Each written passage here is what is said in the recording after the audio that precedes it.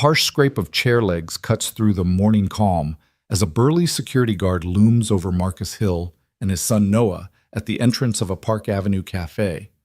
The guard's eyes narrow beneath his cap. "This is private property," he growls, gesturing to the no loitering sign. Marcus raises his palms, voice strained. "We just want coffee." A rib tension coils in the air. Patrons avert their eyes. The espresso machine hisses more insistently. Noah tugs at his father's sleeve, confusion and fear flickering in his gaze. The guard shoves Marcus back and cups clatter to the floor. It's the kind of moment where the world seems to tilt, reminding you that prejudice can erupt from the ordinary.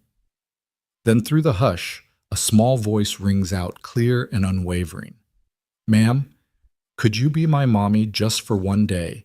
If this moment moved you, share your thoughts below. Don't forget to like, subscribe, and hit the bell so you won't miss the next chapters in Noah and Evelyn's journey."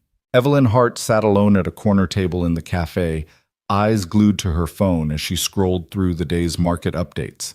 Her sleek designer suit and perfectly coiffed hair cut a stark silhouette against the scratched wood and mismatched chairs. She was the kind of CEO who never arrived late and never let emotion seep into her decisions.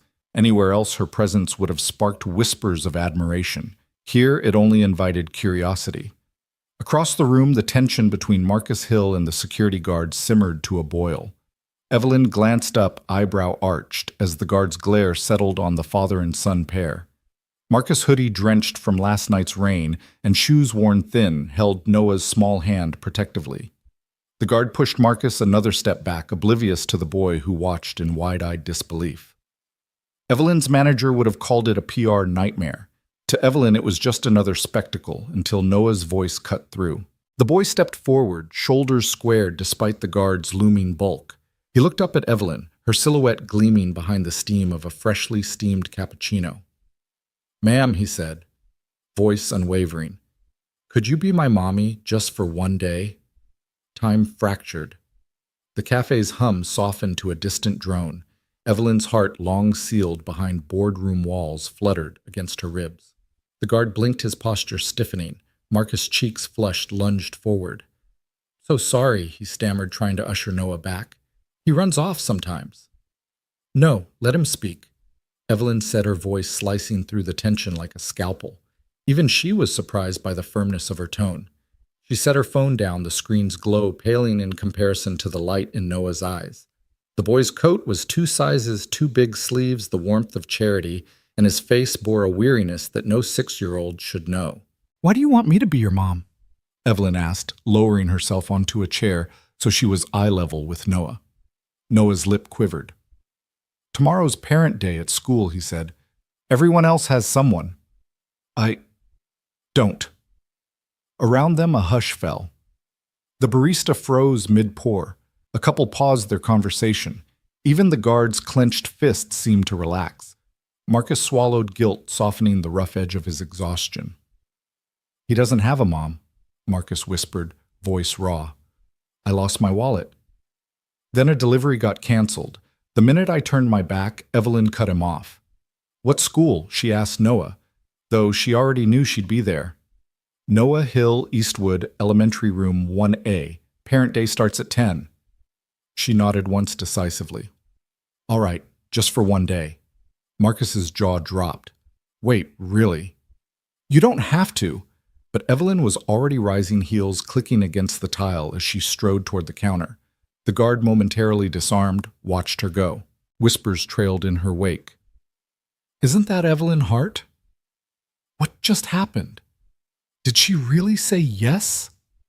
Evelyn didn't stop. She paid collected her to-go cup and walked out into the drizzle without a backward glance. Her assistant's text buzzed on her phone, board meeting at 11. "Need you." She ignored it. All that mattered were Noah's bright, hopeful eyes, an invitation she couldn't quite refuse. The ride uptown gave her time to think. She traced the outline of Eastwood Elementary in her mind.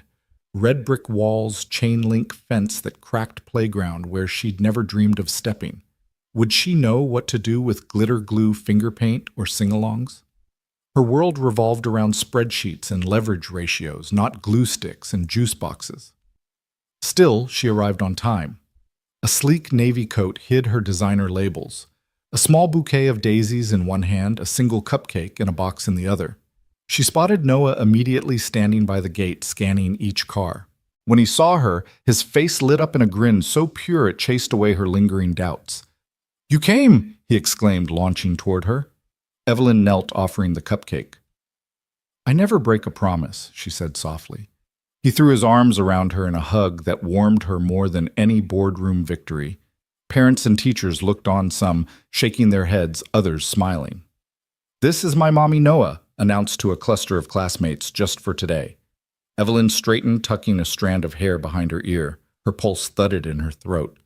She could feel the prickle of cameras, some phones already raised, ready to capture the viral moment. But for now, she wasn't a CEO. She was simply someone who'd shown up. As she followed Noah through the gates, she realized that this day wasn't just about pretending. It was about rediscovering the parts of herself she'd long since buried: kindness, vulnerability, the messy beauty of connection. And though she thought she was here for a single hour, something told her that her life had just begun to change. At that moment, the cafe doors flew open with a gust of cold air and dripping umbrellas. Marcus Hill stumbled inside rainwater dripping from the brim of his cap onto the tile floor. He looked as if he'd just run a marathon uphill, his hoodie plastered to his back pant legs, damp around the ankles, and an overstuffed Instacart bag swinging wildly from one shoulder. His heart hammered in his chest as he caught sight of his son standing with Evelyn Hart, the city's most unapproachable CEO, who had somehow agreed to be mommy for a day. Marcus's first instinct was to grab Noah and run to slip out the back and duck into the drizzle, hoping against hope that no one important had noticed. But he couldn't sanction that.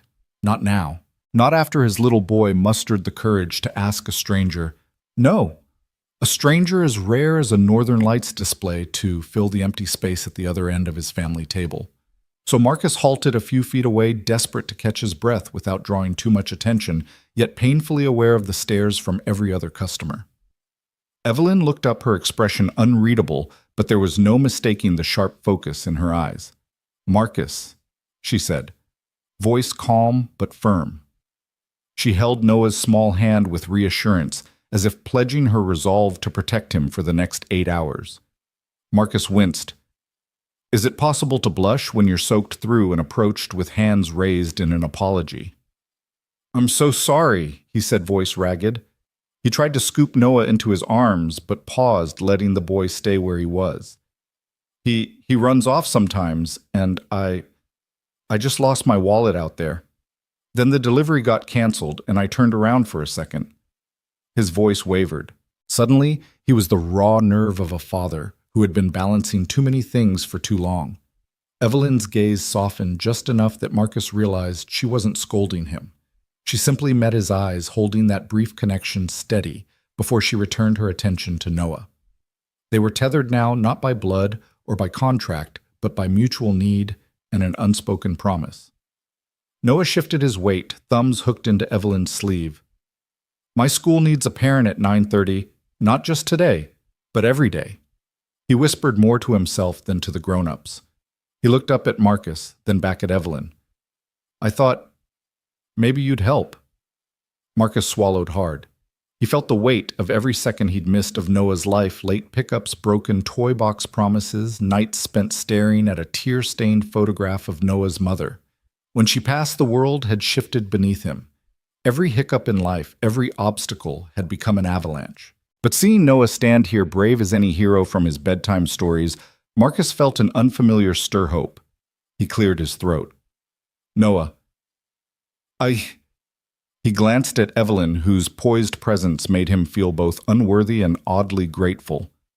"Thank you," he managed, his voice cracking.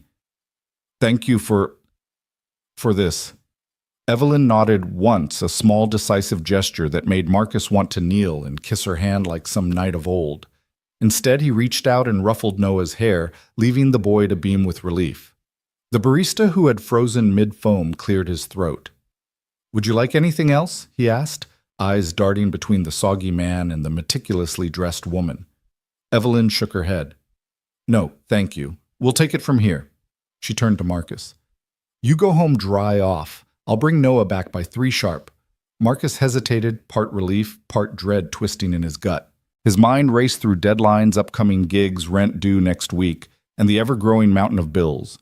The thought of leaving Noah with a stranger, however extraordinary, felt like both a gift and a gamble. But when Noah slipped his hand into Marcus's and gave a little nod, Marcus exhaled. "Okay," he said, voice steadying. "Be careful." He gave Evelyn one more grateful look, then scooped up the Instacart bag and guided Noah toward the door. Outside, the drizzle had lightened to a mist. Marcus tucked the bag under his arm and slipped his cap back on. He lingered at the threshold, peering back through the glass pane at Evelyn and Noah sharing a laugh. The sight brought a lump to his throat, something shy and unfamiliar that felt dangerously close to relief. As they walked back to the brownstone, Noah chattered about crayons and glue sticks, already juggling the optimism of childhood with the unshakable confidence of someone who'd found an ally in a boardroom titan. Marcus listened, battered but buoyed. He realized that in asking for help, they'd done more than just salvage one chaos-ridden morning. They'd opened a door to something neither of them knew they needed. At the foot of the stoop, Noah turned. "Thanks, Dad. I knew you'd figure it out." Marcus felt tears sting the corners of his eyes. He nodded, swallowing against a lump of love and guilt and something else, pride. Always, kiddo. Always. Then as they climbed the steps, Marcus glanced at his phone and caught sight of 3 missed calls and a string of urgent texts. Each ping felt like a ticking clock reminding him that the world he ran from outside this brownstone was still waiting, but he pocketed the phone without answering. For once, the beeping could wait. Right now, walking his son to school with the promise of a safe return was triumph enough. Inside the apartment, a radiator rattled in the hall, the hum of old life echoing around them. Shoes were kicked off, backpacks dropped, and Marcus ruffled Noah's hair before sending him off to wash up. He leaned against the hallway wall, taking a moment to let the gravity of that morning settle in. He thought about the cafe, about Evelyn Hart's unexpected kindness, and about how a single question from a 6-year-old had upended both of their lives. That question danced in his mind. Could you be my mommy just for one day? And he realized the answer had already shaped their futures. Marcus closed his eyes and breathed in the musty apartment air filling his lungs. He felt sudden clarity today. He hadn't just fought for coffee or mopped up tears. He'd reclaimed a fragment of his own humanity by allowing grace to step in. The world outside would still judge him by his shoes, his hoodie, and his debt. But Noah saw something deeper.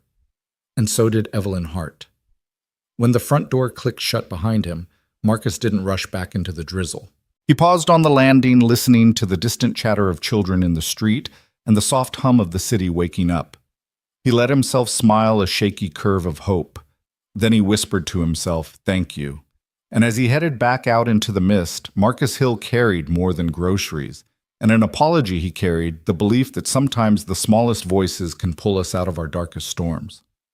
Evelyn Hart sat back down, her posture rigid, as the latte shop's hum crept back into focus. She turned her gaze on Noah, who stayed rooted to the spot, clutching the hem of her tailored coat. The noise of steaming milk and slippery spoons faded into the background. "Why do you need me to be your mom?" she asked gently, though the question felt strange on her lips. Around them, cups rattled, a sugar packet crinkled, and somewhere a phone camera lit up. She watched Noah's chest rise in a small, determined breath. Marcus hovered behind him, dripping rainwater onto the floor and shifting from foot to foot, but Evelyn held the moment she would hear the answer first. Noah looked up, brow furrowed with earnest concentration. "Tomorrow's Parent Day," he said softly, voice trembling just enough to reveal how much he hated speaking in front of crowds. "And I don't have one." His words landed like stones in a still pond. The barista paused, mid-wipe latte art undone. A couple by the window lowered their mugs, eyes wide. Evelyn felt the weight of dozens of gazes settling on her, as though they were all waiting for her reaction. Marcus's throat bobbed as he opened his mouth to interject, but he swallowed the apology that never formed. She let Noah's answer hang in the air, tasting its bittersweet truth.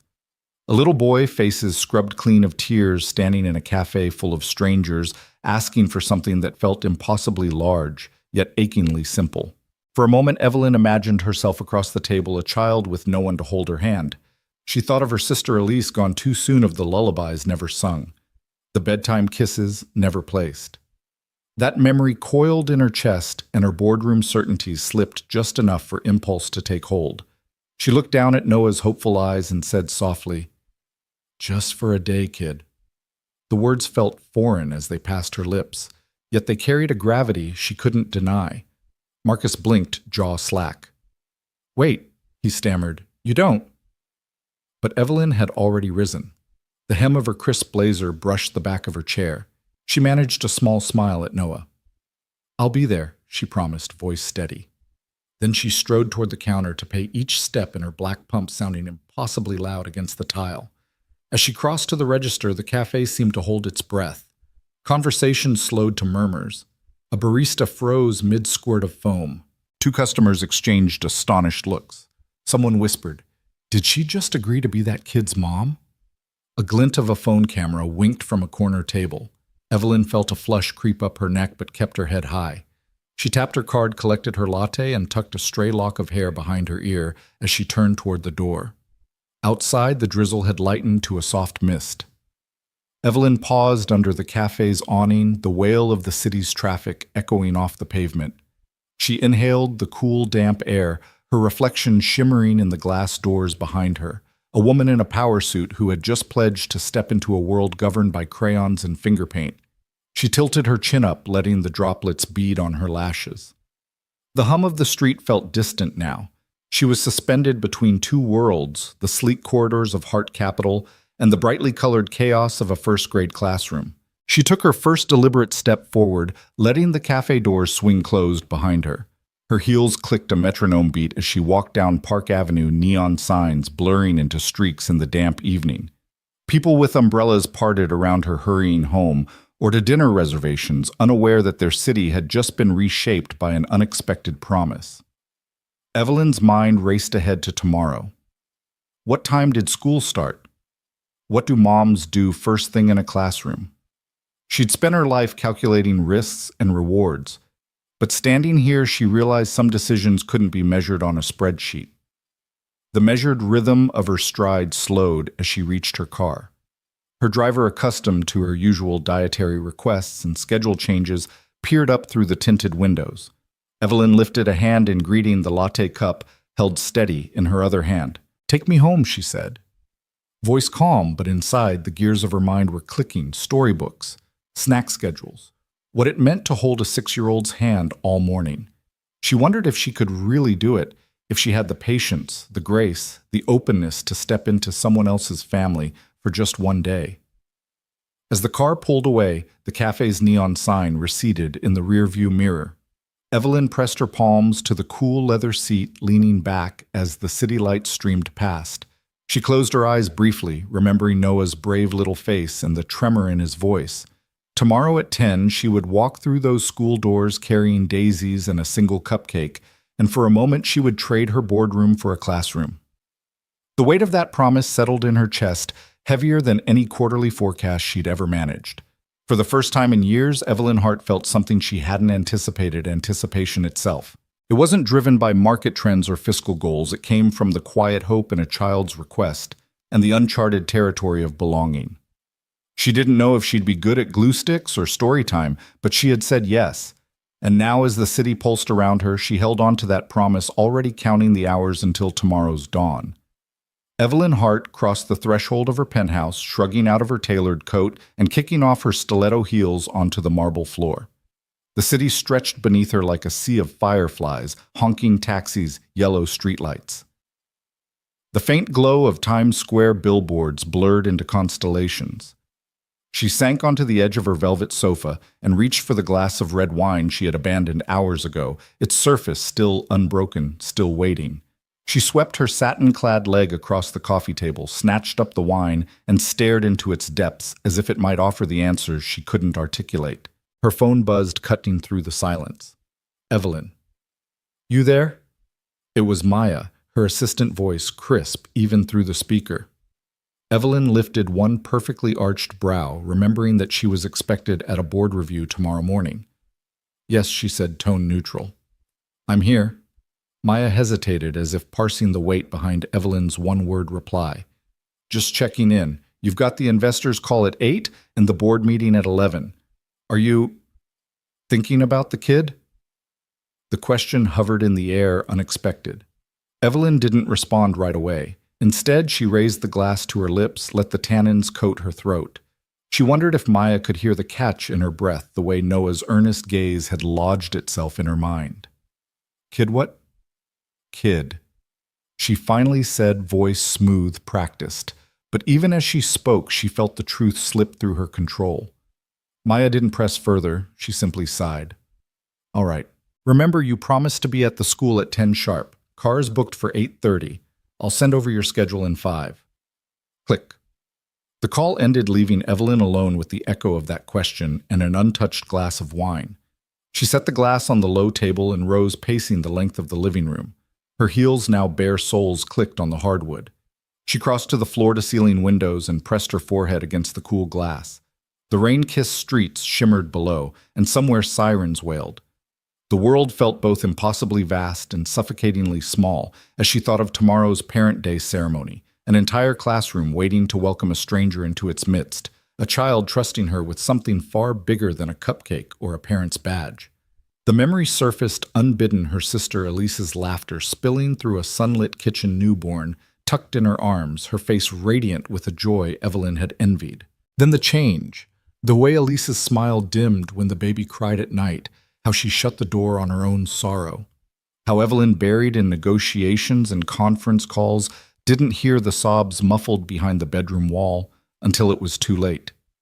She remembered the smell of antiseptic the day she found Elise in the hospital corridor, eyes glassy, clutching nothing but emptiness. The doctor's words echoed in her mind, postpartum depression. Very severe. And the funeral that followed, silent like a snowfall, leaving holes in everyone's life. Evelyn pressed her palm against the glass, as if she could slide through it and rewrite the past. She had built her empire on discipline and distance, on mastering every landscape except her own heart. She had buried Elise's memories behind deal documents and investment portfolios, convinced that emotional vulnerability was a liability. But now a 6-year-old boy's plea had cracked that armor, revealing the raw place where regret and longing still thrummed. She turned away from the window and strode to the bar cart, pouring herself a second glass. The red wine caught the lamplight as she raised it to her lips. She inhaled its oak and berry notes, letting the warmth spread through her chest, softening the edges she'd sharpened for so long. She thought of Noah's trembling voice and Marcus's weary apology. They had offered her a doorway into a world she'd left behind, and she'd opened it without a second thought. Evelyn sank to the floor, leaning back against the sofa.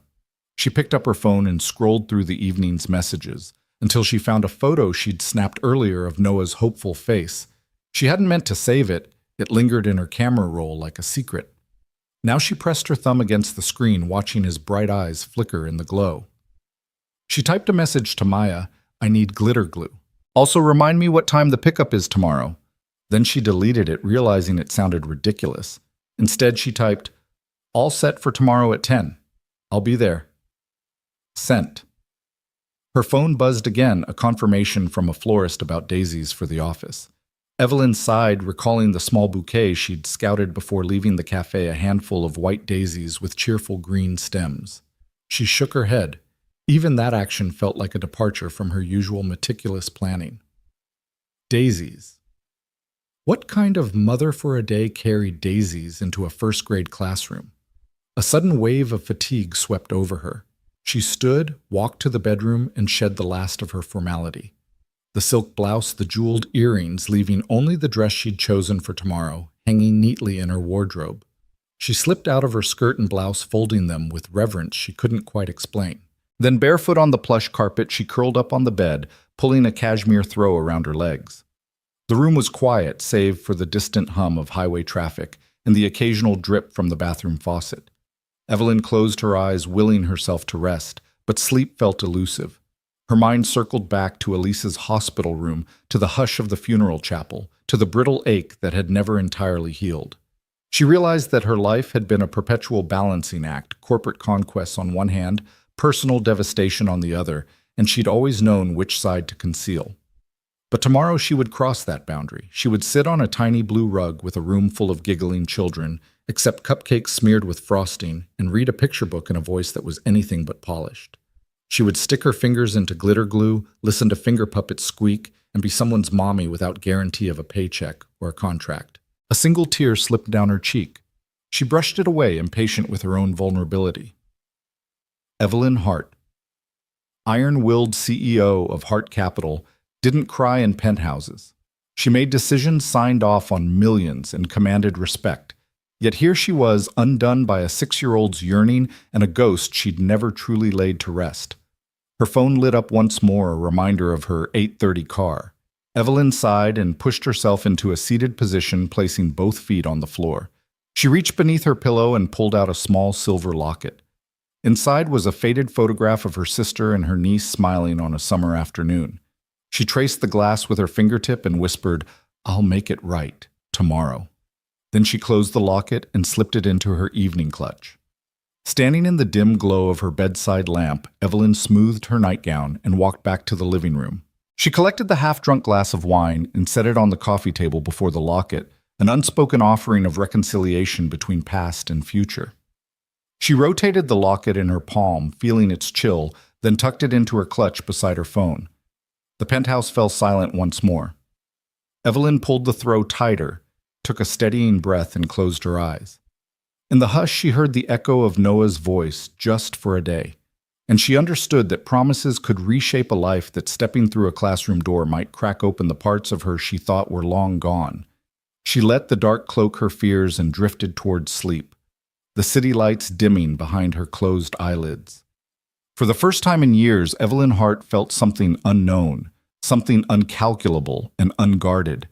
And as she finally surrendered to the night, she held fast to the hope that tomorrow, her cracked armor might just become a bridge. Evelyn eased out of the Range Rover under the low canopy of Eastwood Elementary bouquet of daisies cradled in one arm, cupcake box balanced in the other. The driver's door closed with a soft click, and she took a steadying breath before stepping onto the cracked concrete. The morning sun glinted off her polished pumps as she tucked stray hairs behind her ear, smoothing the lapel of her navy blazer. Around her, parents and children hustled through the metal gates, backpacks, coffee cups, strollers, and sneakers, all mingling in a kaleidoscope of everyday life. Evelyn felt the world shift beneath her high heels. No boardroom, no glass towers, just a red brick schoolhouse and 6-year-old Noah Hill waiting inside. She carried her daisies and cupcake up the short flight of steps, the petals bright against her tailored sleeve. A pair of teachers in casual cardigans greeted her with warm smiles. Miss Lopez, whose laminated badge read 1A, and Ms. Patel, who was arranging fruit skewers on a folding table.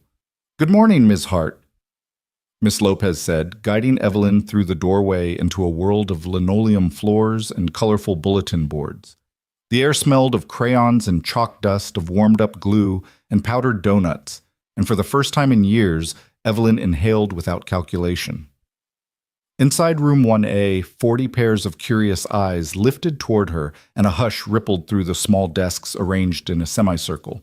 Tiny coats hung on hooks by the door water bottles lined a windowsill, and a hand-drawn banner above the whiteboard proclaimed, "Welcome Parents," in splotchy letters. Evelyn's pulse ticked up as she realized she was the parent. She placed her daisies on a side table next to the snack trays and set the cupcake carefully beside them. Then she crouched to Noah's level, her designer suit awkward against the child-sized chairs, and whispered, "Are you ready?" He nodded, eyebrows dancing with excitement, and she let him lead her to a spot on the rainbow-hued rug. The morning began with glue sticks and glitter. Each child had a paper heart to decorate for Parent Day, and Evelyn's heart stuttered as she peeled the protective cap from a tube of glue. She squeezed too hard. A ribbon of glue arced across her fingers, sticky and gleaming. A boy beside her giggled and offered to help, his freckled hand patting the glue gently. She managed a small smile, flattening her heart onto the construction paper and shaking iridescent glitter over it until it sparkled like confetti. Her knees complained at the cramped angle, but she ignored the ache watching Noah's face light up as she draped his heart with glitter too. He leaned in close, brushing his nose against hers in gratitude, and all the boardroom power plays felt as distant as echoes. Next came the sing-along, The Wheels on the Bus, echoed through the classroom in unsteady rounds. Children rose to their feet, dancing in place, clapping hands and swaying. Evelyn hesitated. She had no rhythm, no sense for childhood melodies, but when Noah's small hand slipped into hers, she let herself sway. Her voice was tentative at first, too refined, but as she joined the chorus, it softened into something warm and unguarded. She noticed a child venturing mommy into the chorus, another mimicking the hand motions. Laughter bubbled up in her chest. For a moment, she closed her eyes and surrendered to the simple joy of it. After singing, the teacher invited everyone to share a snack.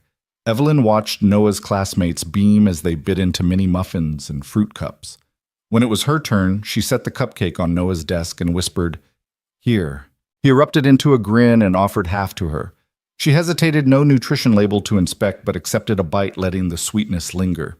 The other kids leaned in, curious about her elegant appearance, the faint scent of vanilla, and something richer that trailed behind her. One shy girl asked, "Do you like cupcakes?" "Mommy?"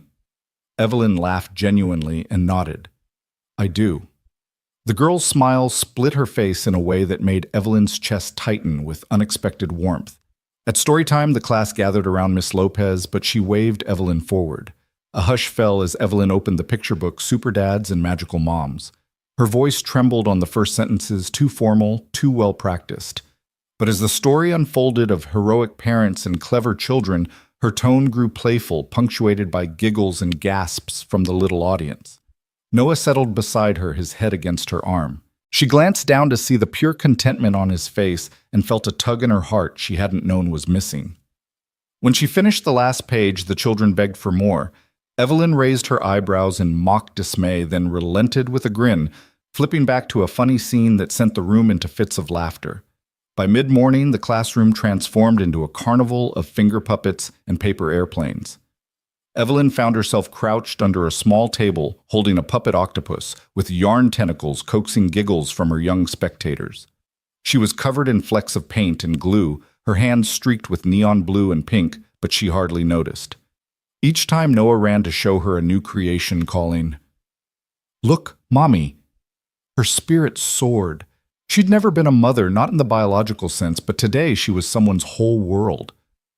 As the clock neared 10:45, the energy began to shift toward quiet reflection. Miss Lopez ushered everyone back to their seats for a final group photo, parents and children huddled in front of the colorful bulletin board. Evelyn felt a flutter as they posed her in a sea of turtlenecks and jeans, her heels peeking out beneath her skirt, a single daisy tucked behind her ear. Noah squeezed her hand and she leaned in, pressing her cheek to his. The camera's flash seemed to capture more than an image. It froze the moment that had rewritten her day and perhaps her life. When the bell rang, the parents gathered by the door, exchanging polite nods and congratulations. Someone patted Evelyn's back. "You're a natural," a mother said, eyes bright. Evelyn laughed, tucking a stray petal behind her ear. She realized she didn't want to leave. She gathered her things, empty glue sticks, a smudged paper heart, and knelt once more by Noah. "I had a wonderful time," she said, voice soft. His grin lit the hallway brighter than any boardroom victory ever had. As they walked back toward the Range Rover hand in hand, the school's chatter faded behind them. Evelyn felt the gravel under her pumps, the city air bracing and real. She looked down at Noah. His face flushed with excitement, and in that instant she knew that something fundamental had shifted. She had come for just one day to pretend to fill a role and left with something far more solid. The weight of meeting minutes and quarterly forecasts pressed lightly in her bag, overshadowed by the fluttering truth in her chest.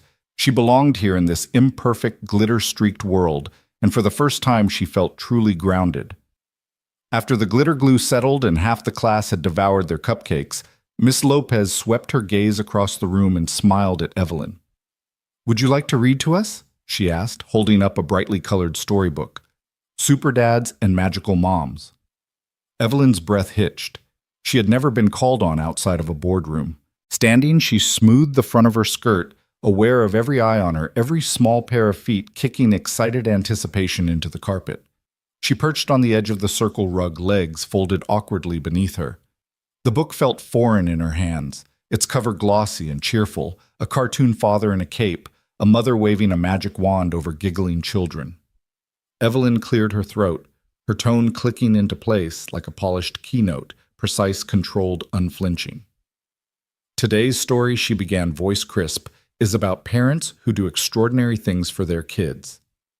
She turned the first page and the class leaned in so far their noses nearly touched the illustrations. As she read her words, rode high on careful enunciation. Once upon a time, there was a dad who built a rocket ship in his garage so his daughter could touch the stars.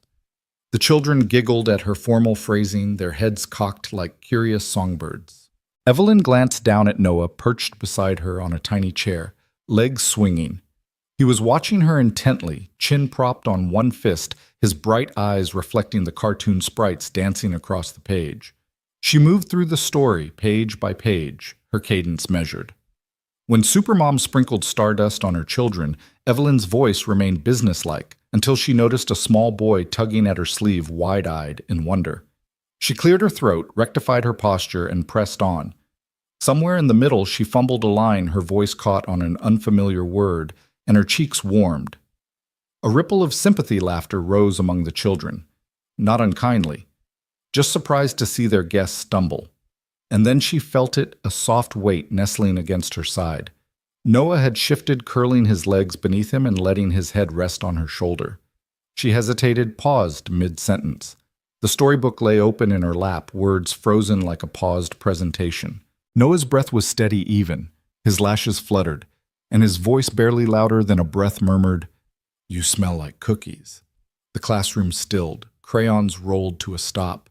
Two girls froze over their coloring pages. Miss Lopez leaned forward, hands folded, watching Evelyn's reaction. For a moment, Evelyn's world shrank to the warmth of a small boy's head against her arm, the faint sweetness of his hair pressed close to her. The boardroom ceased to exist. Her carefully rehearsed narrative dissolved, replaced by something deeper and richer, the simple truth of a child's trust.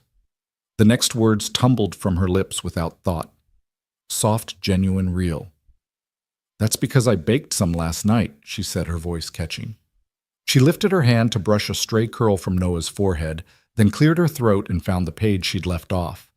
But the story about rocket ships and magical spells no longer mattered as it had before.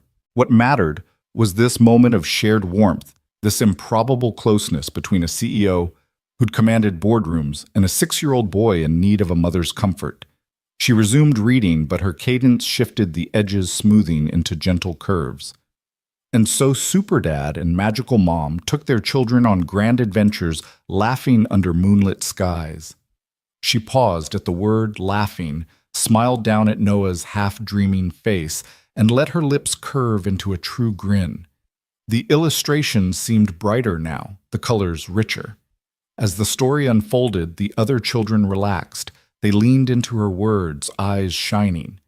When she described the parents building sandcastles on the beach and sharing cozy bedtime stories.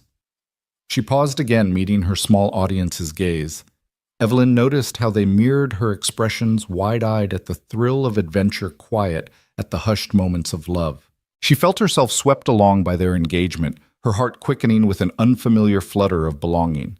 Noah shifted, rubbing his cheek against her arm. His breathing deepened into the slow rhythm of sleep. Evelyn closed the book softly, finger tracing the edge of the final page. The room was hushed, each child perched at the edge of imagination. She raised her eyes and found Marcus standing quietly at the door, watching. His face was lined with relief and something like awe. She gave a small nod, a silent promise not to break this moment. Miss Lopez helped collect the storybook, and as she passed behind Evelyn, she whispered, "Thank you. That was beautiful." Evelyn's cheeks warmed again, but this time with something like pride. She rose, brushing the creases from her skirt. One by one, the children approached, pressing their little thank yous into her palms, offering crumpled drawings of stick figure families under rainbows. She accepted each one with careful attention, memorizing the scrawled names at the bottom. "Thank you, Emily. Thank you, Jackson. Thank you, Ava." When the last drawing slipped into her hand, she realized her fingers were sticky with the remnants of glitter glue and crayon wax. She licked a speck off her fingertip, a mischievous grin tugging at her lips. In the corporate world, she would have ordered an assistant to handle such mess and likely scrubbed the evidence from the furniture. Here she traced the ridges of a child's handprint in pink and green, marveling at the care each child had taken to share a piece of themselves. Marcus stepped forward then, as if on cue. He bent to scoop up Noah, who yawned and stretched in his father's arms. Noah's hair was mussed, his shirt stained with a smudge of crayon on the collar, and yet in his half-dream he looked perfect. Evelyn felt an unexpected pang, an ache she barely recognized as she watched Marcus cradle their son. She took a deep breath, steadying herself. "He did great," she said quietly, voice soft with admiration. Her eyes met Marcus's, and in that brief exchange she glimpsed the depth of his gratitude, the weight of his silent struggles. He nodded, eyes moist, and bowed his head slightly in acknowledgement. No one stirred to leave. The room felt too suspended in gentle reverie. Finally, a small voice piped up.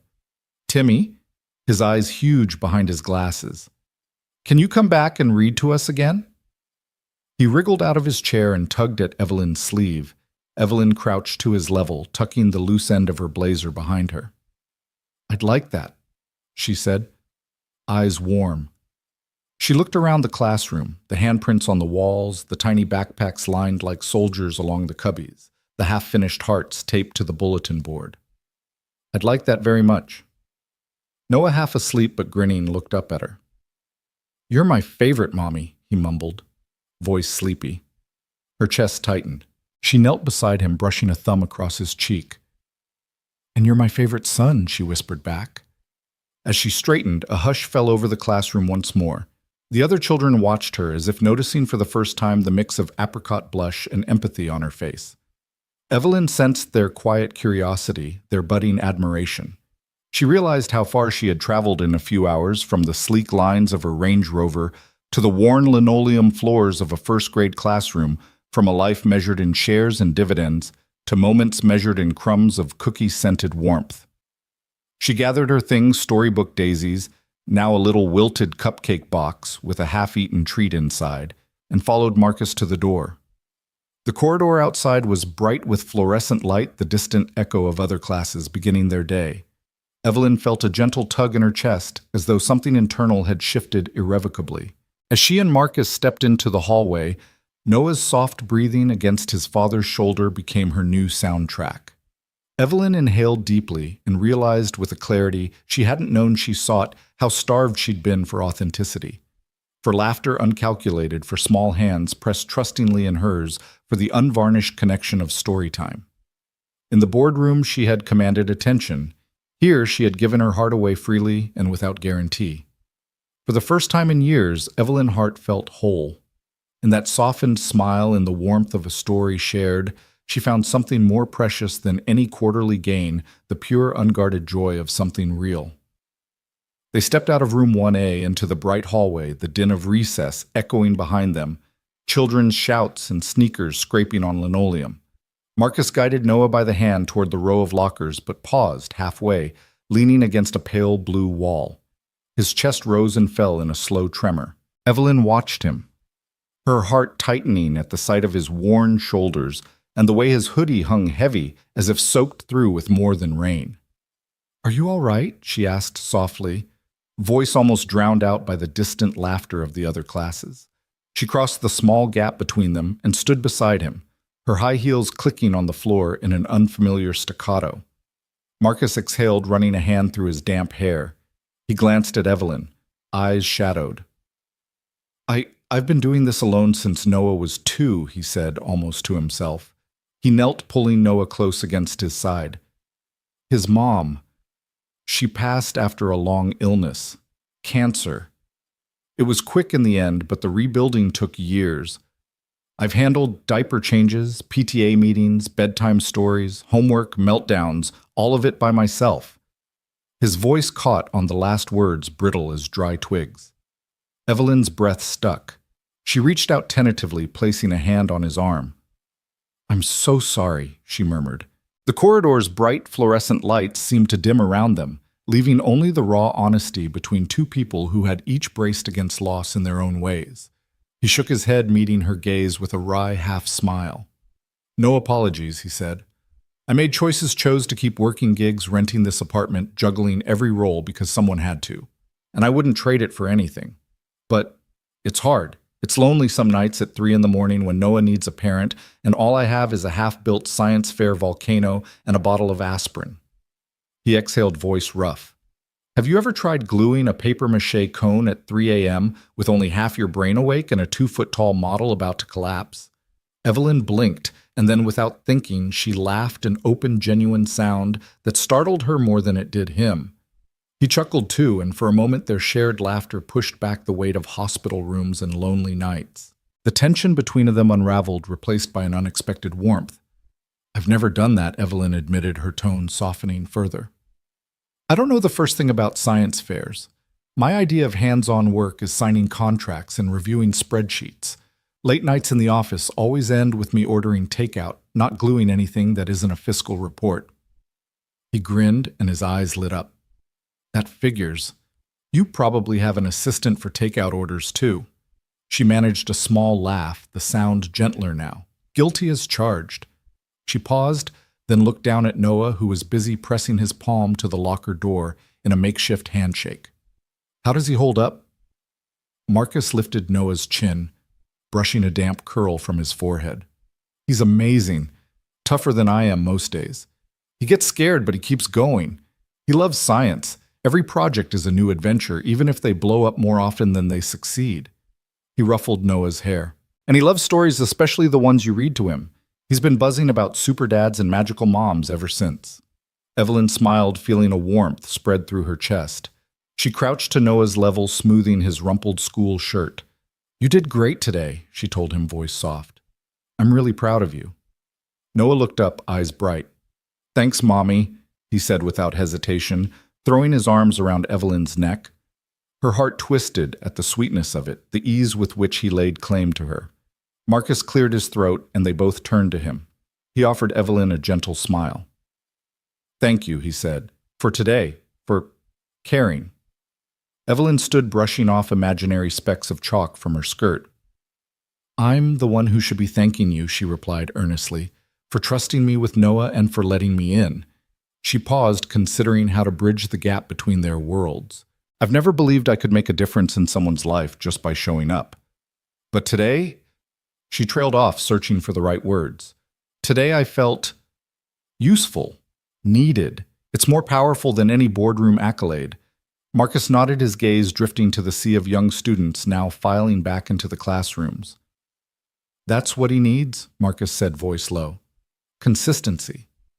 Someone who shows up, even when life's messy. He gave Evelyn a knowing look. You showed up. A soft smile spread across Evelyn's face.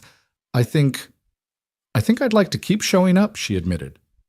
The words felt both terrifying and liberating as they hung in the corridor's air. Noah, sensing their solemn moment, looked between them. Then he said with the fierce confidence of a child who believes anything is possible, I want to be strong like Daddy and smart like you. He grinned, pride shining in his eyes. Evelyn's chest tightened so suddenly she thought she might not breathe. She met Marcus's eyes, seeing mirrored in his expression the same surge of hope and something deeper relief that the child they shared care for had found stability in their unexpected partnership. Marcus scooped Noah into his arms, and the boy wrapped his legs around his father's waist. He's always been strong, Marcus said, voice thick with emotion. He just needed someone to remind him. Evelyn stepped closer, hesitating only for a heartbeat before placing a hand on Marcus's shoulder. And he has that thanks to both of us, she said softly. They stood together in the corridor, a tableau of a man and a woman bonded by the fierce love of a child. Around them, normal school life resumed, the bustle of teachers, the clip-clop of children's shoes, distant laughter and chatter. But in that moment they existed in their own world forged from honesty and vulnerability. Evelyn took a steadying breath, leaning her back against the cool hallway wall. The corporate armor she'd worn for years felt unnecessary here, melting away under the glow of shared understanding. She glanced at the scuffed linoleum floors, the bright posters on the walls, and realized that her empire of glass and steel had never offered anything as real as this, an imperfect but genuine connection. No glue guns at 3 a.m.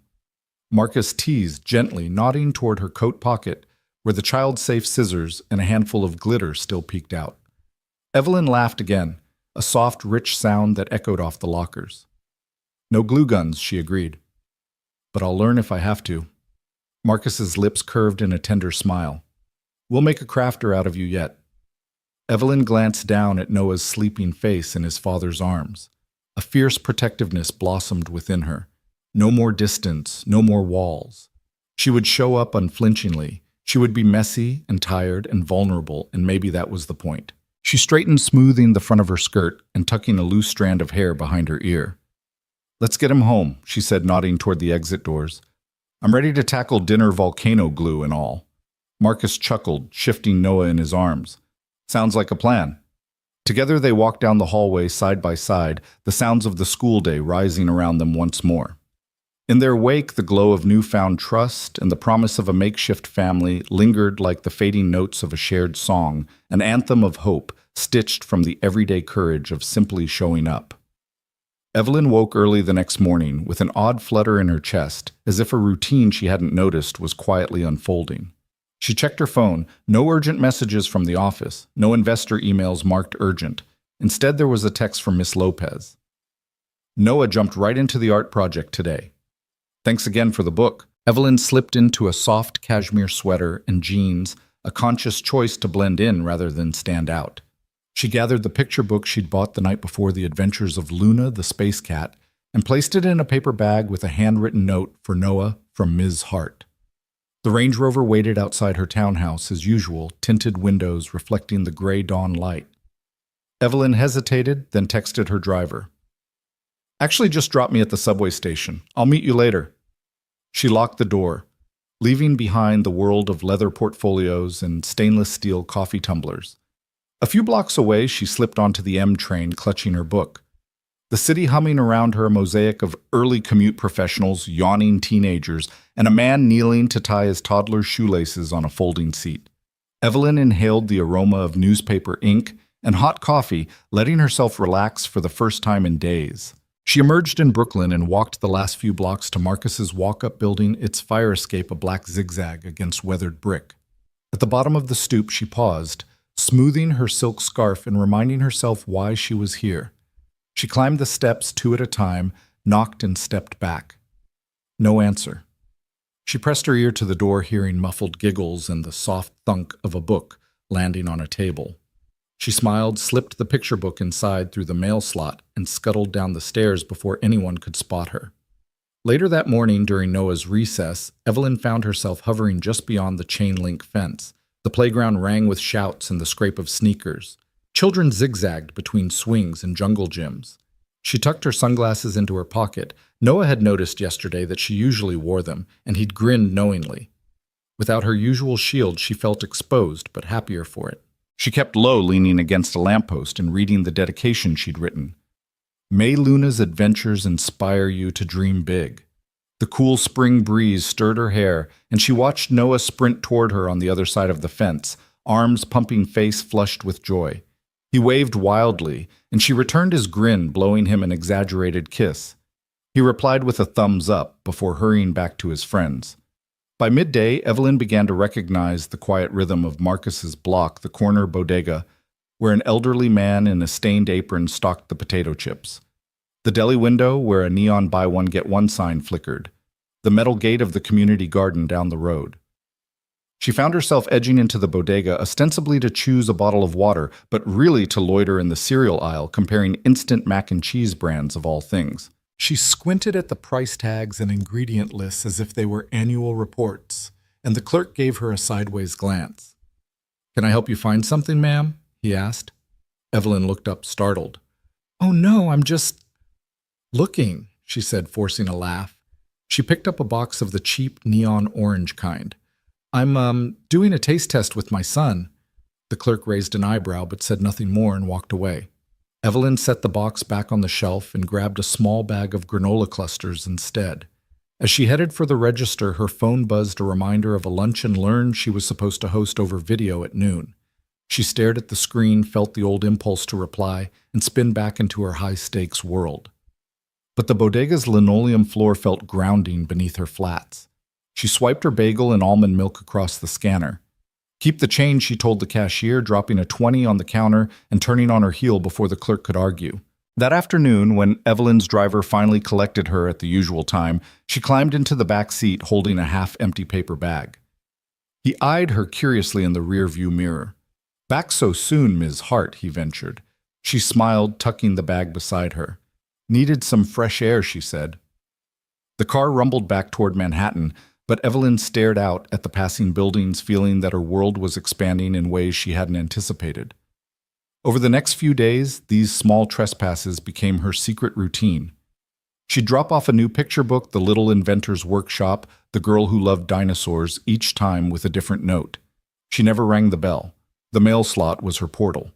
At recess, she'd wave from the fence, slowly weaving herself into the backdrop of Noah's school life.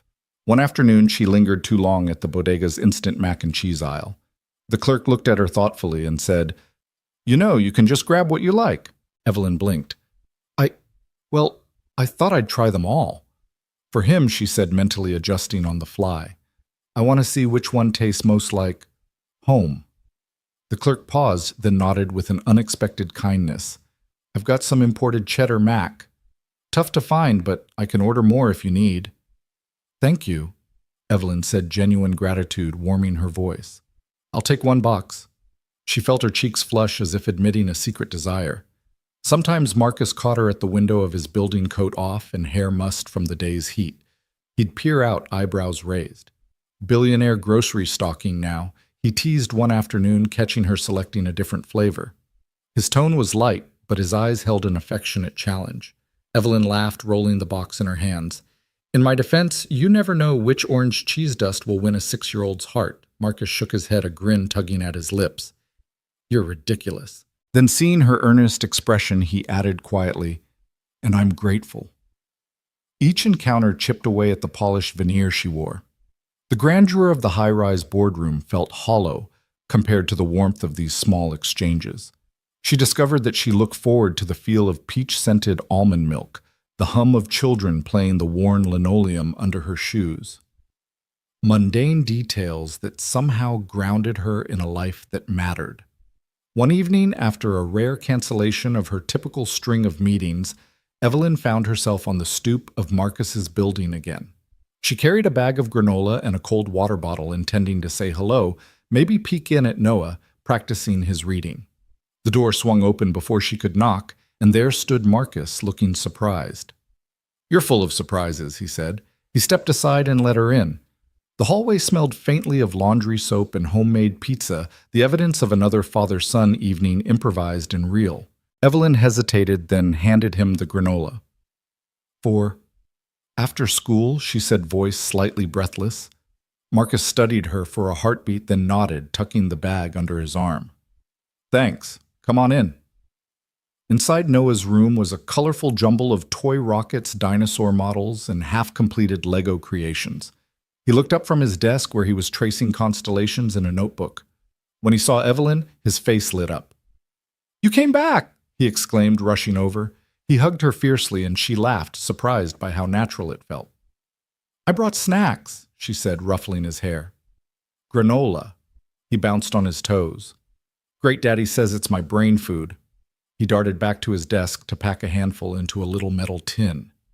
Evelyn settled into the small wooden chair, the one scarred by crayon marks and sticker residue. Marcus perched on the bed edge, watching them. The apartment was modest, a threadbare rug, mismatched cushions, a single radiator humming in the corner, but it felt more like home than any of her penthouse rooms ever had. As Noah chatted about his latest science project, an erupting volcano built with baking soda and vinegar, Evelyn found herself offering suggestions. "What if you use baking powder? It might fizz more." It was the first time she'd volunteered advice outside of strategy sessions and profit margins. Noah's eyes widened. He nodded vigorously and scribbled down her idea. Marcus caught Evelyn's eye and raised an eyebrow. "You're really getting into this." He observed a teasing lilt in his voice. Evelyn shrugged, but her smile was genuine. "I guess I am." She paused, looking between Marcus and Noah. This is good." The simplicity of their life of scrambled eggs at dinner, spilled milk at breakfast, and bedtime stories under a scratchy blanket felt like an oasis. Marcus nodded, softening. You're welcome here, you know. She swallowed the weight of gratitude warming her chest. Thank you. She reached out and squeezed his hand. For letting me cross into your world. He squeezed back, and in that quiet moment, the boundaries between their lives dissolved. No more boardroom or bodega, just a father, a son, and an unexpected partner who chose to show up day after day, piece by everyday piece. Evelyn slipped off her heels at the door, balancing a bottle of red wine in one hand and the faint scent of espresso still clinging to her coat. Marcus greeted her with a tired but genuine smile, holding the flimsy door open against his stocked-to-the-brim hallway. Come on in, he said, voice warm. Warning Operation Spaghetti is underway. She stepped into the tiny apartment kitchen where the air smelled of garlic and something slightly singed. A single overhead bulb cast a golden glow on every scuff and scratch, the chipped formica countertop, the wobbly fold-up table, and the mismatched chairs, one plastic, one metal, a repurposed milk crate with a cushion. A scratched pot simmered on the stove beside a baking sheet of garlic bread that looked at best well done. This looks amazing, Evelyn said, setting down the wine. She slipped her purse onto the one chair that didn't squeak and hovered for a moment, marveling at the contrast with her penthouse's stainless steel surfaces. Marcus poured her a plastic cup measure of wine, then ladled steaming spaghetti onto 2 paper plates. The noodles were soft to the point of collapsed sauce, clinging in globs. She bit her lip to keep from wincing. Sorry, Marcus apologized, handing over a fork balanced on a napkin. I'm no chef. I'm more of a jack of all trades. Plumbing, deliveries, amateur woodwork, he chuckled, lifting his cup in a mock toast. To versatility. Evelyn lifted hers in return. To versatility, she echoed the plastic rim cool against her fingers. She took a bite of spaghetti. The noodles were chewy in places, mushy in others, and the sauce tasted of crushed tomatoes, garlic, and a hint of something smoky, probably from the garlic bread. She managed a grin. Delicious. He laughed, relieved. You're a good liar. She shrugged and dug in sauce dribbling onto her blouse. I faced worse disasters. Boardroom presentations, annual reports. This is quaint by comparison. Sauce splattered to the table and Evelyn reached to catch an escaping meatball. It rolled off her fork and plopped onto the floor. She dropped her fork and burst out laughing. Marcus joined in the clink of his cup against the table, punctuating his amusement. I told you I can't cook, he said, scooping the rogue meatball back onto her plate with his fork. She waved off his apology. This is perfect, she insisted, mop-up napkin in hand. I'm dining at the finest fold-up establishment in Brooklyn. He grinned, shaking his head. I should charge admission. Between bites, Marcus launched into a story about last week's handyman gig. He'd been called to fix a leaky radiator at a client's apartment at 3 a.m. The radiator had burst halfway through his work, showering him with scalding steam and sending him scrambling for a wrench in his underwear. I had to finish the job barefoot, he recalled, wincing at the memory. One wrong move and I'd have been in the ER. Evelyn winced. And you fixed it. He nodded, taking a thoughtful sip of his wine. Had to. No one else would. The landlord was threatening eviction if he couldn't get heat back before dawn. She shook her head, admiring his grit. I bless my assistant every time my email dings after midnight. He laughed. Yeah, no radiator emergencies in your world. She grinned, eyeing her sauce-stained blouse.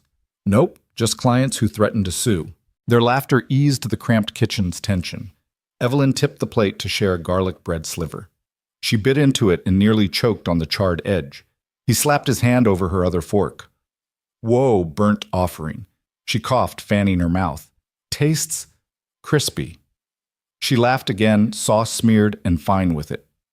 You know, I spent years believing that if everything wasn't perfect, I wasn't good enough. Boardrooms demand it. She paused, clearing her throat. But this right here, messy dinner and all, it's real. Marcus set down his cup and studied her face in the dim light. I spent years believing my ex and everyone else would leave if I wasn't enough. If I couldn't fix the house, the bills myself. He paused, voice low. Then her illness. It showed me how little control I have, but I kept going because Noah needed me. Evelyn felt a catch in her throat.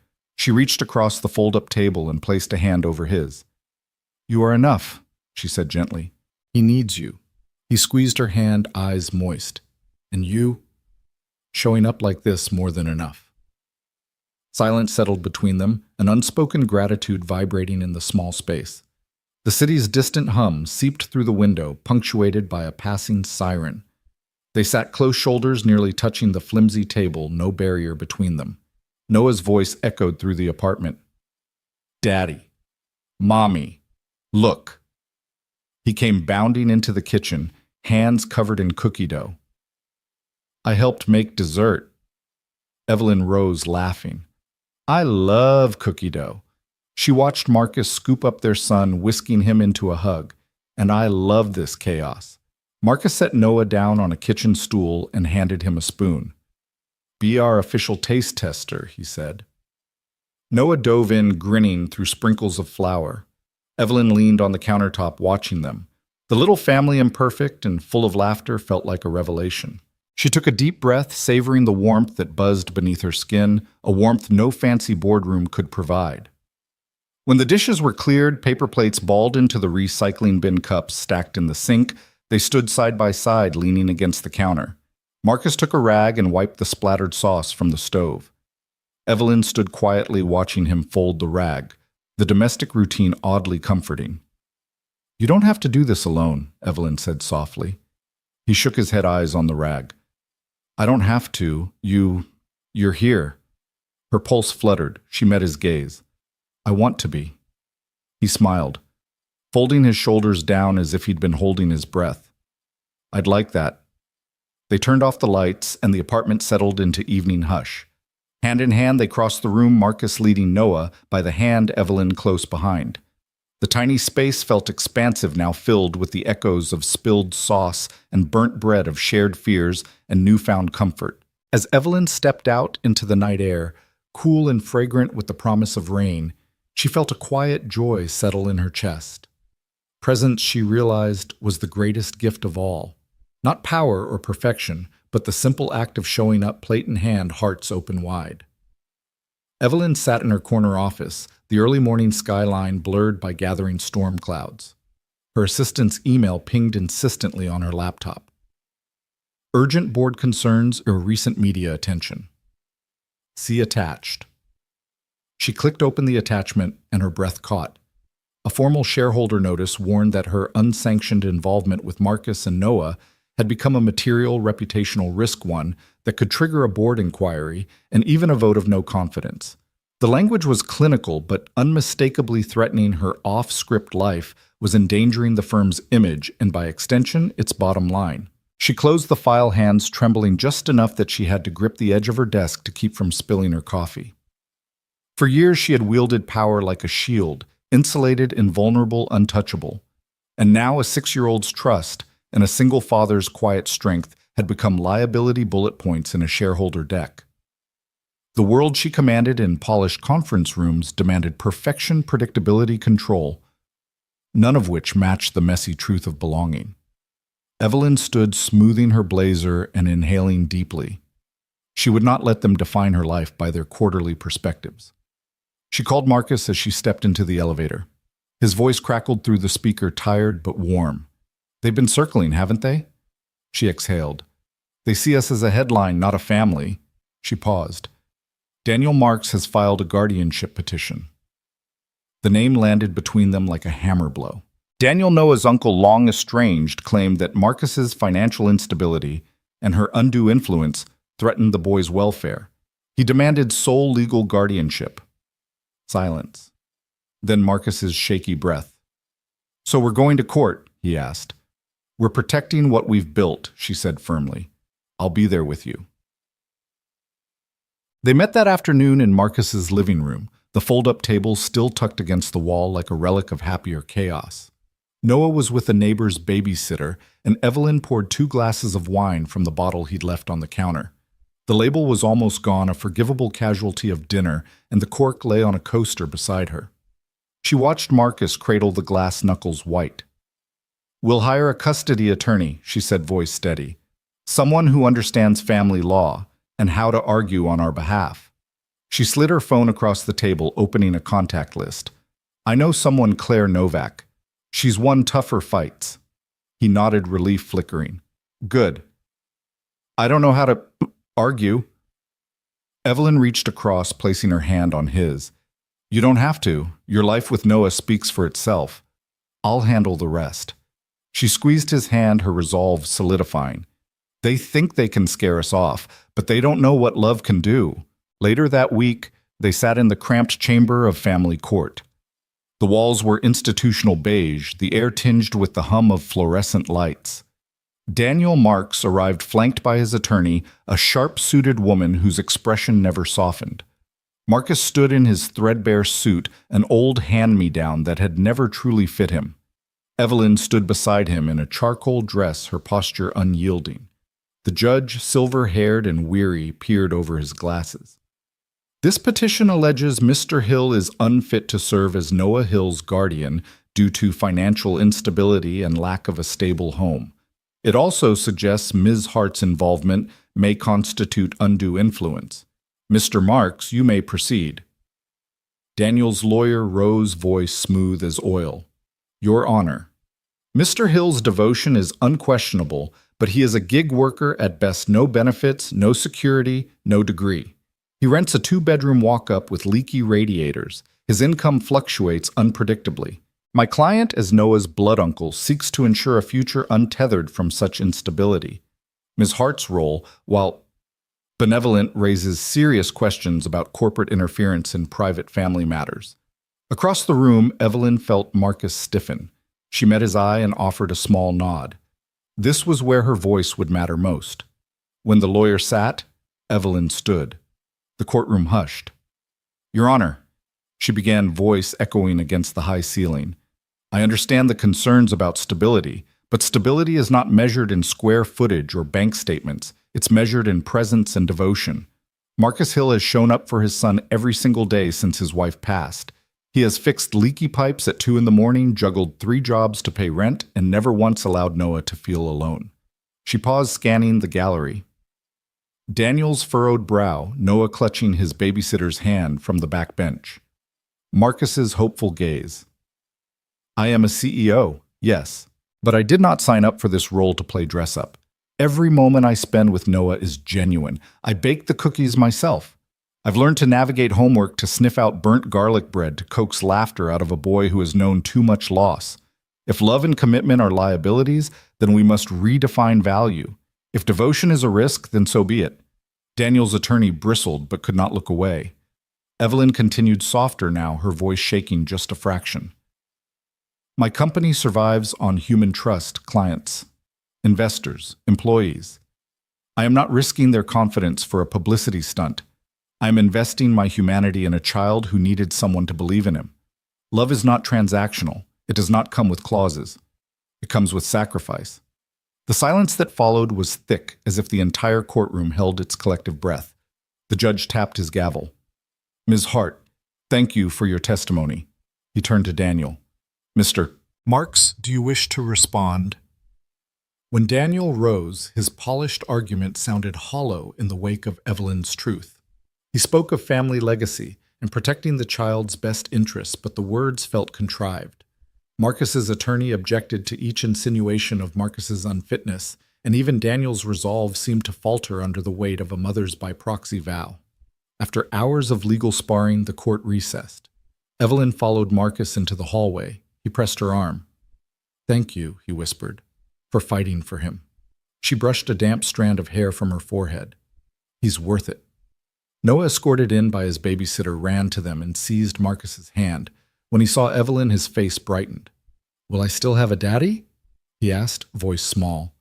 Evelyn knelt, pulling him close. You have a daddy, she said firmly, and you have me. We're a team. His nod was solemn. 6-year-old gravity mixed with a budding confidence. He looked up at her. I knew you wouldn't let me go. Her eyes stung. I'll never let you go. They stood together, a trio bound by more than legal definitions, a family forged in daily bread and shared fears, in spilled sauce and bedtime stories. Outside, the storm clouds broke a shaft of sunlight cutting through the courthouse windows. It illuminated their clasped hands and the hopeful faces of 3 people who had chosen each other against every risk. In that moment, Evelyn understood that power couldn't protect them, and wealth couldn't bind them. Only courage. The courage to stand up and speak truth to the world could build the family they fought for. And as they moved back into the courtroom for the judge's ruling, each step echoed with the promise that love's true power was finally being tested. The courtroom settled into a brittle silence as Daniel Marks's lawyer rose once more, sleek in her charcoal suit, clipboard in hand.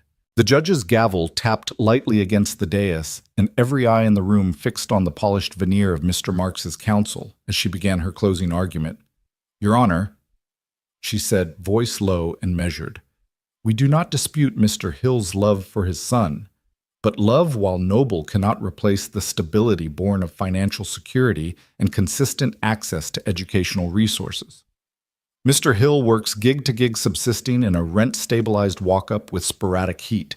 He cannot guarantee Noah's future, not the college fund, not the nightly lunches, perhaps not even tomorrow's rent." Across the aisle, Evelyn's stomach clenched. She glanced at Marcus, whose jaw clenched in response. He wore his only suit, the one his late father had left him, and it fit loosely, every thread a reminder of how far they'd come on shoestring budgets and elbow grease. When the lawyer laid out photographs of the apartment peeling wallpaper, a radiator that had lost its battle with the cold, she implied that love alone could not substitute for a structured family pedigree. The judge leaned forward, fingers steepled. "Miss Hart, you may address the court." Evelyn's breath caught. She stood smoothing the fabric of her dress as if preparing to step onto a boardroom stage. But this was no merger pitch. This was a child's life. She felt the weight of every shareholder notice still echoing in her inbox, the whispers among the board that her off-script compassion was a liability. She inhaled, tapping into the fierce calm that had carried her through countless deals, then spoke with a clarity so focused it cut through the stale courtroom air. "Your Honor," she began, voice resonant, "there's a misconception that stability is measured in square footage and stock portfolios. But I've watched Mr. Hill cradle his son through midnight fevers in that same apartment. I've seen him navigate hospital corridors at dawn white-knuckled and unwavering because he refused to leave his son's side. I'm not here to present a balance sheet. I'm here to present the truth of devotion in action." Her gaze swept the room, pausing on the judge's thoughtful expression, then resting on Marcus's face. He stood a little taller, shoulders squared. Evelyn continued, "Marcus Hill isn't wealthy in your terms, but he has wealth measured in presence. He is the man who traded a steady paycheck to ensure he could be there for every scraped knee, every science project, every tear. He taught our son that being present is the greatest gift a parent can give, that Your Honor is the definition of strength." A murmur rippled through the spectator benches. Daniel's lawyer tightened her lips, but could not offer a retort. Evelyn's words carried a force that facts on a page could not match. She stepped back, holding on to the momentary hush she'd created, and let the silence speak as loudly as any argument. Then unexpectedly, the judge called forward the child of interest. Noah Hill, escorted by the court-appointed guardian, rose from the back of the room. His small frame looked even more delicate in his best shirt, one with tiny rockets printed on the sleeves. He took a step toward the bench, chin trembling only slightly, and every breath the room took waited on his next words. "My name is Noah," he began, voice surprisingly steady, issuing across the room like a quiet gale. "And I already have a dad." His eyes found Marcus's, bright with conviction, then flicked to Evelyn. "And I pick him." He paused, took a deep breath. "And I pick her too." That declaration hung in the air, an unassailable truth. Marcus's attorney closed her mouth in awe. Daniel Marks's lawyer pressed her fists into her sides, stifling an objection. The judge tapped his gavel gently, allowing the gravity of a 6-year-old's choices to sink in before he spoke. Based on the evidence and the clearly expressed preference of the child, the petition for guardianship is denied, he said, voice firm. Mr. Hill retains sole guardianship of Noah Hill. He looked at Evelyn. "Ms. Hart, your testimony on parental devotion rather than financial metrics was persuasive. This court acknowledges the bond you've formed and the stability you provide alongside Mr. Hill in ways that documents cannot capture." Evelyn felt a warmth spread through her chest richer than any victory she'd ever tasted in her corporate life. The courtroom's tension melted into relief, punctuated by a ripple of applause, soft at first, then growing as parents and onlookers recognized the triumph of love over ledger sheets. When the judge adjourned the proceedings, Evelyn moved toward Marcus and Noah, toes softly patting on the linoleum. She knelt to wrap her arms around her son, who buried his face in her shoulder. His small body trembled with joy, and Evelyn pressed her cheek to his damp hair, inhaling the scent of shampoo and hope. Marcus stood beside them, eyes glossy, and reached out to clasp Evelyn's hand. "We did it," he whispered, voice husky. She looked up at him, her smile luminous. "We did." Outside the courtroom, the spring air felt electric. Journalists craned their necks as the newly affirmed family emerged hand in hand, a picture of quiet resilience. Flashbulbs popped, but Evelyn didn't flinch. For once, the glare of the world felt more like spotlights than interrogation. By the time they reached the sidewalk, traffic had slowed to a crawl. Noah tugged at Marcus's sleeve, pointing at a cluster of daisy-bedecked bloom stands. "Can we get flowers?" he asked, sudden as a spring breeze. Marcus ruffled his hair. "Of course, buddy." Evelyn slipped an arm around Marcus's waist. "Freedom tastes sweeter than any merger and acquisition victory," she said, voice soft with triumph. He nodded, brushing a kiss to her temple. Together they strolled down the block free at last, to forge a life measured not in assets or share price, but in the simple currency of everyday love. They tumbled through the door of Marcus's apartment, laughter spilling out ahead of them like confetti. Noah, still clutching his paper crown, bounded across the threadbare rug and flopped onto the worn couch legs, splayed in triumphant abandon. Evelyn kicked off her flats, sliding her feet beneath her, and Marcus dropped 2 crumpled pizza boxes onto the fold-up table. The savory scent of pepperoni and cheese filled the tiny room, mingling with the faint hum of the radiator in the corner. "Pizza celebration," Noah declared, scooping up a slice with sauce-slick fingers. He pressed the paper crown deeper onto his head. "For winning the big fight," Evelyn smiled, smoothing sauce from his cheek with the tip of her thumb. "A victory feast, then." She poured soda into plastic cups, handing one to Marcus and one to herself. The cheap fizz bubbled fiercely, chasing away every trace of courtroom tension. As they ate, Marcus leaned back against the radiator, eyes bright. "We did this?" he said, voice hushed, as though saying it any louder might break the fragile magic of the moment. Evelyn nodded, tucking a stray lock of hair behind her ear. "We did." She folded her napkin and cleared her throat. "And I have some news." She drew a breath, feeling the weight of both excitement and trepidation. "I'm stepping back from day-to-day operations at Hart Capital." Marcus choked on his soda. "What? You can't be serious." She laughed softly, reaching across the table to squeeze his hand. "I am. I've decided to launch the Second Chance Foundation. It'll focus on families exactly like ours, those overlooked, under-resourced, but brimming with love and potential." Noah's mouth fell open in mid-chew. "Like us. Exactly like us." Evelyn said, a tender smile lighting her eyes.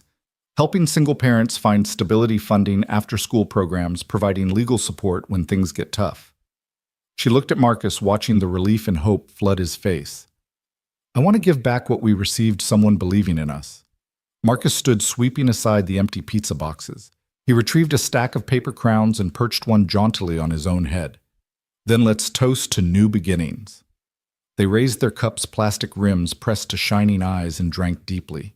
The laughter returned stronger than before, wrapping them in the promise that home was not where you came from, but where you chose to stay. Weeks later, the modest offices of the Second Chance Foundation buzzed with activity. Evelyn strode through hallways painted in soft blue, meeting smiling caseworkers and volunteers who greeted her like an old friend. Family portraits decorated the walls, children in crayon portraits, single parents in headshot frames. Each image a reminder of the mission she'd set out to fulfill. Marcus joined her, guiding a small tour group through a resource library where shelves overflowed with children's books and legal pamphlets. Noah darted ahead, clutching a clipboard as if he were a junior director, beaming every time someone acknowledged his help. They'd rented a corner storefront in a neighborhood halfway between Evelyn's penthouse and Marcus's brownstone. It was just big enough for desks, a small play area, and a kitchenette that served free coffee to parents in crisis. But the warmth inside those walls was enough to eclipse any skyscraper's glare. Evelyn sometimes paused in the hallway, closing her eyes to savor the sound of children's laughter and quiet conversations about housing vouchers or scholarship applications. Each time she felt the steady conviction that she'd found purpose beyond profit margins. One afternoon, Marcus returned from a meeting with a group of single fathers, his face animated. He found Evelyn in the play area gluing construction paper stars onto a poster that read, "Welcome Families." "They want to host a weekend woodworking class for kids," he announced, waving a flyer. "I told them you'd be thrilled." She set her glue aside and hugged him, absolutely thrilled. They stood together watching Noah help a younger boy thread beads on a string. The boy's mother glanced over, gratitude shining in her eyes. In that moment, Evelyn felt something settle deep in her chest, the knowledge that love and commitment had rippled outward, creating space for others to belong. Months passed. The sun warmed the city earlier each day, coaxing blooms from windowsills and sparkles from the East River. One evening, as dusk painted the sky in rose and amber, Marcus led Evelyn down a narrow brick alleyway behind his apartment.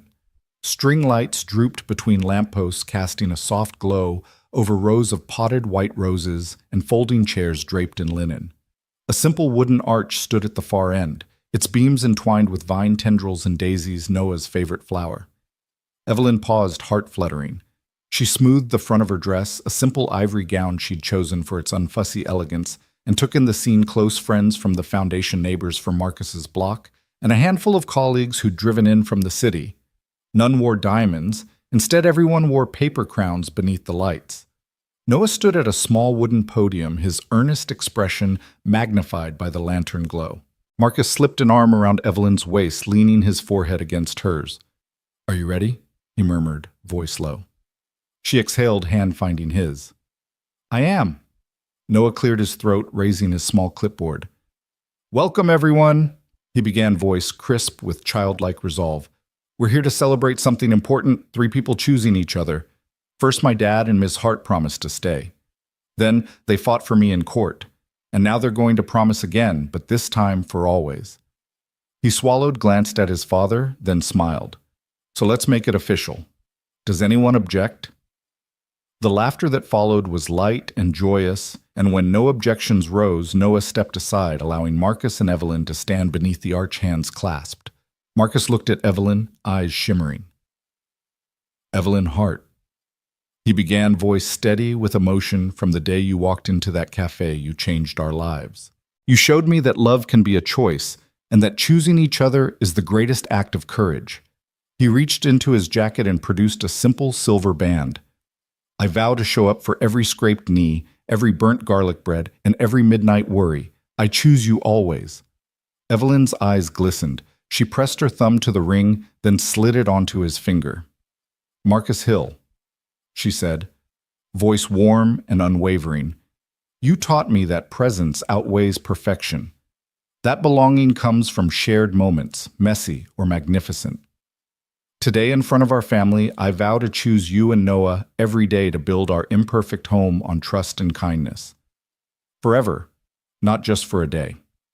As they slipped the rings onto each other's fingers, Noah marched forward with a flourish, producing a tiny velvet box containing his own officiant's crown, a paper cutout he'd decorated with glitter. He placed it on Evelyn's head with ceremonial care, then bowed to the assembled guests as if he alone had executed the grandest act of the evening. Under the string lights, Marcus gathered Evelyn into his arms and kissed her with the gentle certainty of a promise fulfilled. The gathered smiles and applause felt like the warmest spotlight, but Evelyn only had eyes for the 2 people she loved most, her son, who beamed up at them, and her husband, whose hand in hers was stronger than any merger agreement she'd ever signed. Afterward, they danced barefoot on the flagstone, laughter mingling with soft music from a nearby speaker. Paper crowns bobbed through the crowd as children and grown-ups twirled together, collars loosened and sleeves rolled up.